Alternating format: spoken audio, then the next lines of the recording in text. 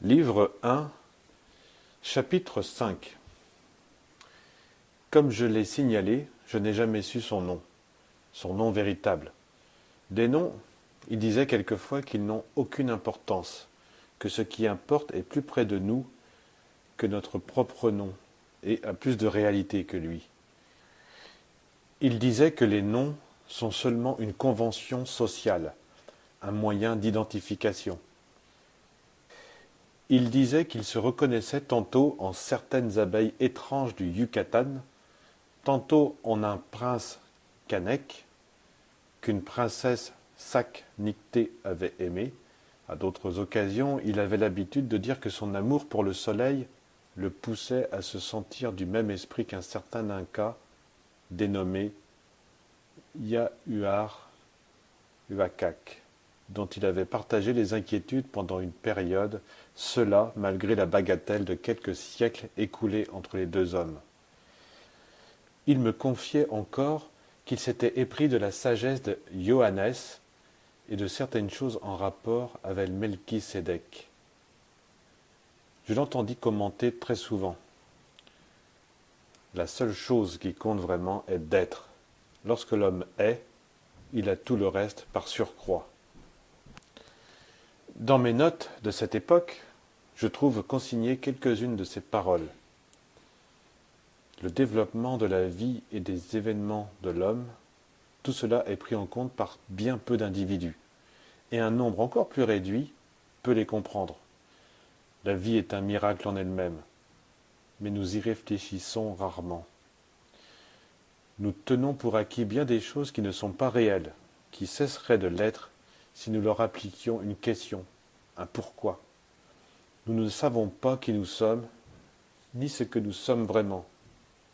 Nous ne connaissons pas les vraies inclinaisons qui en fait nous animent. Rares ceux qui en sont convaincus. La plupart croient qu'avec le nom, la profession et quelques autres choses de circonstance, ils savent tout. Notre manière de penser est encore très naïve. Beaucoup de ce que les hommes attribuent à l'éducation moderne doit être cherché dans les profondeurs de la psychologie la plus pure, qu'on a perdue. Mais il arrive aussi que bien des psychologues n'entendent rien à ce qu'ils disent eux-mêmes. Autrement, il y a bien longtemps qu'ils auraient écarté la psychanalyse. La science ordinaire ne croit pas au miraculeux et ne l'accepte pas, car elle n'est pas réellement scientifique. À l'occasion, et pour des raisons morales, certains hommes de science ont l'habitude de parler du spirituel, mais ils ne s'arrêtent même pas à penser ce qu'est la matière en soi.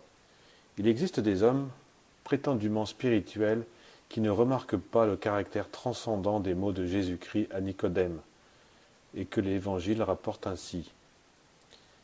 Si je vous ai dit des choses terrestres et que vous ne croyez pas, comment pourriez-vous croire si je vous parlais de choses célestes? En effet, la science ne veut pas constater que dans les paroles, les paraboles, les miracles et tous les faits connus de Jésus-Christ, il y a beaucoup plus de science que nous ne pouvons en imaginer à l'ordinaire. En conséquence, la philosophie que nous connaissons a pour base des naïvetés anti-scientifiques, tout comme la religion chrétienne que nous connaissons est en désaccord avec les principales vérités enseignées par le Christ. Mais nous ne devons pas désespérer. Certains possèdent les clés de la science authentique et leurs connaissances sont exactes et précises. On ne peut pas se tromper à leur sujet. La seule difficulté repose sur le fait que personne ne parvient par hasard à cette science et à ces connaissances. On doit les chercher ardemment et se préparer soi-même pendant très longtemps. Mais nous pouvons tous nous mettre en contact avec ces hommes. Nous pouvons les rejoindre à travers leurs idées et surtout par l'effort entrepris pour les comprendre. C'est l'effort sincère qui a de la valeur. On parle beaucoup de ces choses, surtout dans la littérature. Rares sont ceux qui s'en doutent, mais un petit livre de quelques centimes contient les enseignements les plus merveilleux qu'on puisse désirer.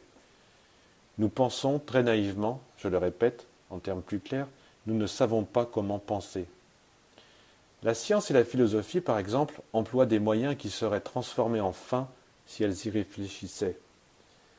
L'un de ces moyens se nomme l'intuition. La science ignore tout ce qu'elle doit à l'intuition. La même chose se produit dans la philosophie.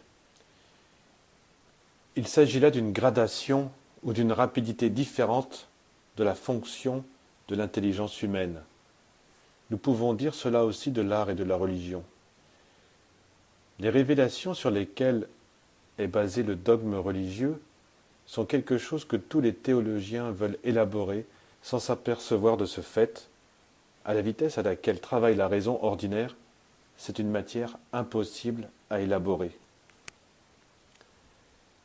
Quel petit livre coûte si peu de centimes ? Demandai-je. Le Sermon sur la montagne. C'est la somme des chapitres 5, 6 et 7 de l'Évangile selon saint Matthieu. Pourquoi la religion ne dit-elle rien à ce sujet ? Mon ami me regarda et sourit. La religion ne remarque pas que son erreur repose justement sur le concept qu'elle a de religion. Toutefois, pour pouvoir comprendre la vérité de ce concept, il est indispensable d'en rejeter le concept ordinaire. Je restais stupéfait devant un tel galimatia. Mais vous êtes à l'évidence un homme religieux. Comment pouvez-vous donc dire cela ? Vous voyez, me répondit-il, vous ne pouvez pas sortir du cercueil où vous ont enfermé votre éducation, votre concept de la morale religieuse, etc. À l'ordinaire, beaucoup d'hommes perçoivent la possibilité qu'ils ont de sortir du cercueil, et vous devez prendre ces derniers mots dans son sens littéral. Ils penchent la tête par-dessus les bords, mais l'idée de la liberté qu'ils entrevoient les effraie. Aussitôt ils se remettent dans leur cercueil, et ils en vissent même le couvercle pour que rien ne dérange leur sommeil. Mais pourquoi me dites-vous que la religion est un concept erroné ? Religion signifie relier. Or, il n'y a rien à relier, car rien n'est détaché de quelque chose dans l'univers. Cependant, nous devons nous représenter les choses comme si elles étaient détachées à cause des limitations de nos sens et de l'entendement qui en dérive.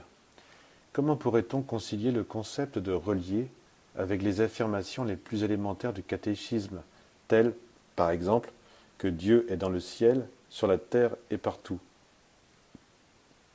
Ou cet autre, d'un des pères de l'Église, l'apôtre Paul, « En Dieu nous vivons, nous nous déplaçons et nous avons notre être ». Que doit-on faire alors ? Prendre conscience du sens de ce mot, univers.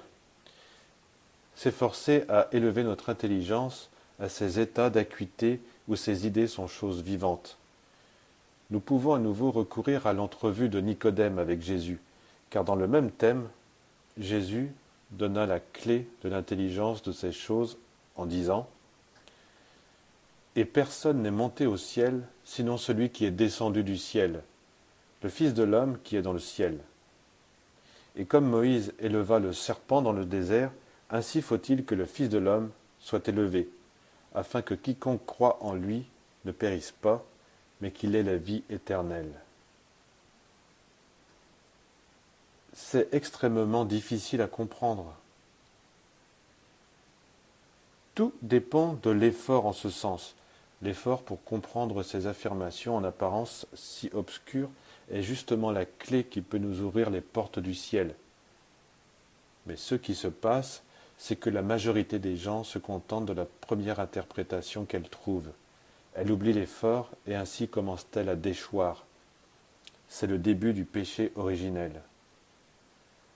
En effet, cela signifie l'arrêt du développement de l'intelligence. Quand ce développement s'arrête, quand l'homme se déclare satisfait de sa compréhension actuelle et n'essaie pas de l'étendre au maximum d'intensité dont il est capable, il perd son pouvoir, sa compréhension et son âme, éventuellement. Pour être plus clair, il mutile, il entrave sa croissance de telle sorte que son âme tombe malade et peut même mourir tout à fait. C'est là quelque chose que Jésus essaya d'expliquer par la parabole des talents, celle de l'habit de noces et surtout par ces deux paroles qu'on rencontre à chaque instant dans les évangiles, veillez et priez. Avec le temps, je parvins même à m'habituer à ce langage si spécial de mon ami. Je le présentais à certains de mes collègues, et quand ils me demandaient qui il était, je ne savais que répondre. Aussi décidai-je de le faire passer pour un parent quelque peu excentrique, mais bon, dans le fond. Quand je l'en informais avec l'espoir secret qu'il me dirait la vérité sur lui-même, il commenta. Notre parenté véritable est bien plus réelle que vous ne l'imaginez. Vous le constaterez un jour. Ne croyez-vous pas exagérer un peu ce mystère ? Lui dis-je. La vérité semble toujours exagérée à ceux qui ne la comprennent pas. C'est un peu difficile à comprendre. Je n'en doute pas, mais c'est parce que vous ne prenez pas encore conscience de ce fait. Nous parlons des langages différents, parce que nous avons un entendement différent. Pourquoi ne pas employer mon langage alors ? Parce que, même si vous ne le savez pas très bien, vous voulez apprendre le mien. Si je m'étais laissé guider par vos paroles, nous aurions cessé de nous voir et de discuter depuis longtemps. Je ne m'entretiens pas avec ce que vous semblez être par vos paroles, mais avec celui que vous pouvez être. Alors là, c'est un galimatia. C'est tout ce que vous avez à me dire ? Ce que je vous dirai dépendra toujours de ce que vous voudrez me demander. Bien que ces entrevues fussent toujours ennuyeuses pour moi, en remarquant comment il dirigeait toujours ma pensée et faisait dévier mes propos, je ne pus empêcher mon affection pour lui de grandir. Ce qui se passait en moi-même était quelque chose de très contradictoire. Ainsi le temps passa.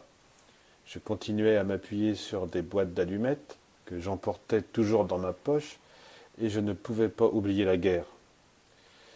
Je ne pouvais pas oublier surtout la sensation de dégoût que j'y éprouvais envers moi-même, chaque fois que revenait à ma mémoire le souvenir de l'homme que j'avais tué en lui plantant une baïonnette dans le ventre. L'agonie qu'il avait endurée sous mes yeux était si horrible que par moments, je désirais être mort à sa place. Maintenant que les dépêches de guerre rendaient compte du nombre des pertes subies sur des fronts différents, cette scène se rappelait à moi avec fréquence. Je ne pouvais pas considérer ces pertes comme des chiffres seulement. Elles représentaient à mes yeux des souffrances humaines qui n'affectaient pas que les troupes, mais chaque soldat et chaque homme devenait le centre d'une tragédie pour toute une famille, pour tout un cercle d'amitié et peut-être pour la terre même. Je ne pouvais pas m'expliquer d'où ni comment ces pensées me parvenaient, mais j'éprouvais un profond malaise intérieur qui se transformait quelquefois en quelque chose de douloureux. Aussi faisais-je tout mon possible pour les fuir à ces moments-là, et j'en arrivais même à envier la froideur avec laquelle mes collègues manipulaient ces chiffres. J'étais stupéfait encore chaque fois que je les voyais consignés dans les titres des journaux, comme s'il s'agissait d'événements sans précédent dans l'histoire du monde et de faits vraiment glorieux. Les journaux versaient des sommes élevées pour avoir ces nouvelles. À leur tour, les gens payaient pour l'agrément de les lire. La guerre était devenue un fantasme qui poursuivait ma conscience. Sur 10 dépêches parvenues entre mes mains pour être rédigées, 9 traitaient directement le sujet de la guerre et la 10e indirectement. Ainsi passèrent les périodes de l'Éthiopie, de l'Espagne, puis, un jour, vint celle de la Pologne. Finalement, la guerre s'étendit sur le monde entier. Ce fait était si écrasant que les dépêches commencèrent à m'aveugler par la force de leur nombre. Je m'endurcis peu à peu sous une telle répétition des chiffres des morts, blessés et disparus. Un jour, je remarquai que j'étais intéressé et que je prenais plaisir à la description du bombardement d'une ville où avaient péri des milliers de femmes, d'enfants et de vieillards, absolument sans défense, sous la pluie de feu qui tombait sur eux. Et le hasard voulut que j'eusse traduit ce jour même une dépêche contenant certaines déclarations faites par un chef important de la Croix-Rouge internationale. Elle parlait des 5 règles sur l'aide et la protection des enfants et j'avais décidé d'en garder une copie pour moi. J'avais laissé cette dépêche sur ma table de travail et quand je voulus la retrouver pour l'emporter, les autres dépêches sur les morts, les blessés, les bombardements et les rencontres navales l'avaient recouverte complètement.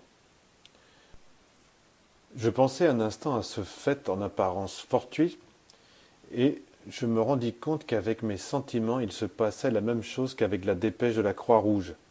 À cet instant, je me souvins des yeux suppliants du garçon que j'avais frappé de ma baïonnette, et je crus lire en eux ce reproche. Aurais-tu oublié si vite?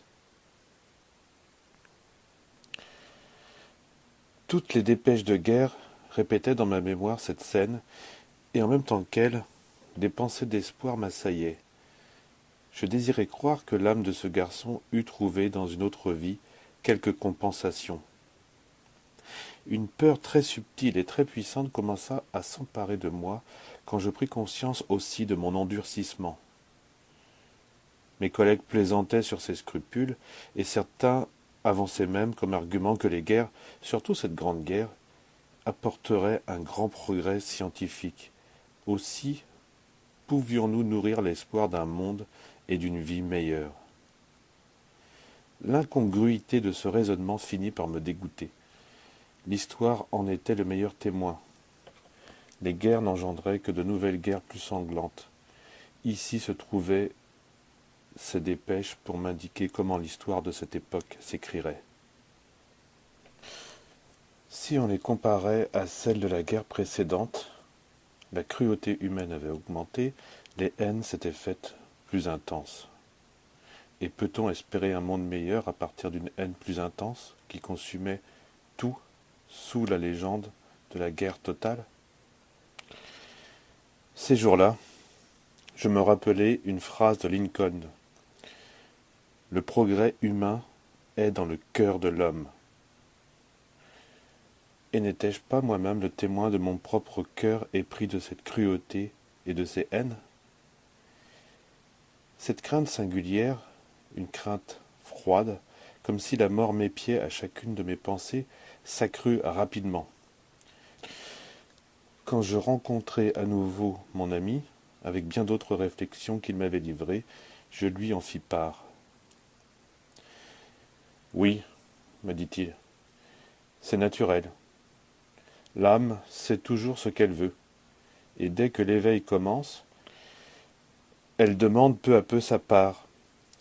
Il y a quelque chose dans tous les hommes qui refusent de se tromper avec la première explication parvenue à leur sens. Certains prêtent l'oreille à cette voix silencieuse, d'autres pas. C'est très douloureux et désagréable au début. C'est le premier seuil. Quand l'aurore d'une vie véritable apparaît en l'homme, le pouvoir de tout ce qui le conduit au sommeil se fortifie aussi. C'est une période dangereuse, parce que tout éveil apporte de nouvelles énergies, et tout ce qui existe de faux dans notre personnalité profite d'elle et augmente notre servitude. On peut dire sans trop d'erreur que l'âme est tuée de la sorte. Voilà pourquoi, dans le monde, il y a de nombreuses âmes dont la vie s'est arrêtée, qui perdent peu à peu leur possibilité de croissance, ce droit que l'homme n'utilise pas. Il est des âmes résolument mortes. L'être humain est quelque chose de plus que le corps et l'essence. Mais il ne le sait pas, il ne le comprend pas. Voudrais-tu me dire que l'âme n'est pas immortelle? Demandai-je. Ceci dépend de la personne dont il s'agit, me dit-il. Mais les principes religieux sont là. Les écrits de Platon et les affirmations de beaucoup d'hommes reconnus intelligents, ils assurent que nous possédons une âme immortelle. Tu dors encore. Vas-tu contredire Platon? Je pourrais éclaircir bien des points pour que tu puisses comprendre Platon, mais tu n'es pas encore préparé. Je ne te comprends pas. Tu es ébloui par tes propres idées, et tu ne pourras rien comprendre tant que tu seras dans un état pareil. Observe un fait. Si l'âme était quelque chose de naturellement assuré, les écrits religieux n'insisteraient pas sur le devoir de nous efforcer à la sauver. Tu n'aurais pas besoin non plus de philosophie ni de religion. Nous saurions cela de façon spontanée, et nul ne craindrait la mort comme il la craint. Écoute-moi, nous formons notre âme dans cette vie d'après ce qui nous anime. Si les raisons, les idéaux, les ambitions de notre vie sont transitoires, affaires du moment immédiat, notre âme est aussi transitoire, éphémère, soumise à l'objet de nos désirs. Un jour, tu pourras réfléchir sereinement sur ces choses et tu comprendras ce garçon dont la mort t'obsède. Regarde bien, tu ne l'as pas tué de toi-même. Tu ne peux rien faire de toi-même. C'est-à-dire que quelque chose qui n'est pas toi-même, la société, t'a entraîné, t'a appris à tuer. Te souviens-tu de ton exclamation un jour à l'église ? Eh bien, c'est pareil. Ton exclamation et le coup de baïonnette furent involontaires. Si avant de lancer ce cri tu avais pu te rendre compte du fait, tu t'en serais abstenu, de même avec la baïonnette.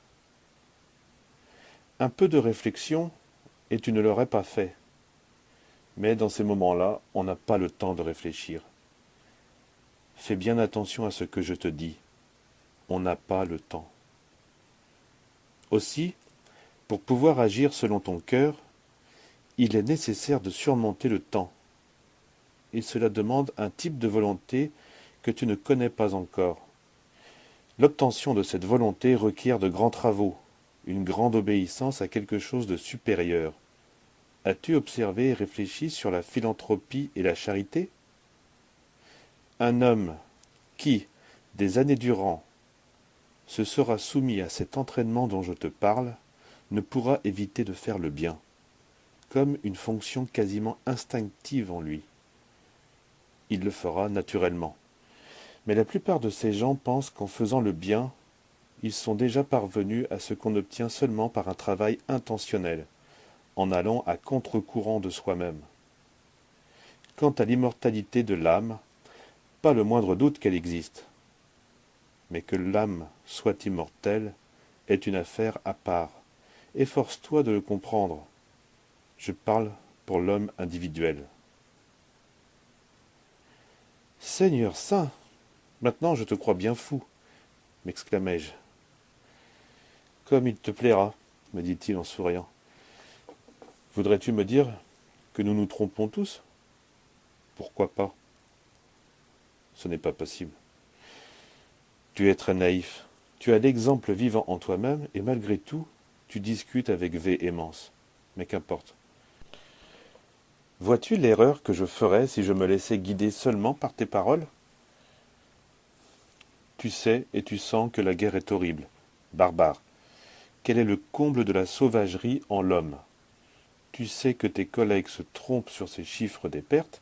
En revanche, pour toi, chaque chiffre représente un être humain et cela te fait souffrir. Ceux qui ne sentent pas ce qu'ils pensent se tromperont toujours. Et remarque-le bien, toute cette horreur se produit dans ce que nous appelons le monde chrétien. Et l'un des principaux préceptes de la culture chrétienne dit « Tu ne tueras point ». Mais l'homme commence à tuer dans le cœur avant de tuer en acte. La mort, que vous voyez partout, a commencé par la haine. Et la société justifie cette haine de bien des façons pour faire taire la voix de la conscience, s'il lui arrive de lui prêter attention quelquefois.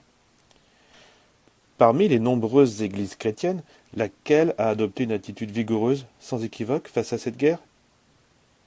Seuls quelques hommes isolés s'y sont opposés, préférant sacrifier leur vie dans des expériences de laboratoire. Revenons à l'entrevue du vieux Nicodème avec Jésus-Christ. Elle eut lieu dans des temps aussi agités qu'aujourd'hui. Alors une forme de culture s'écroulait, tandis qu'une autre se préparait.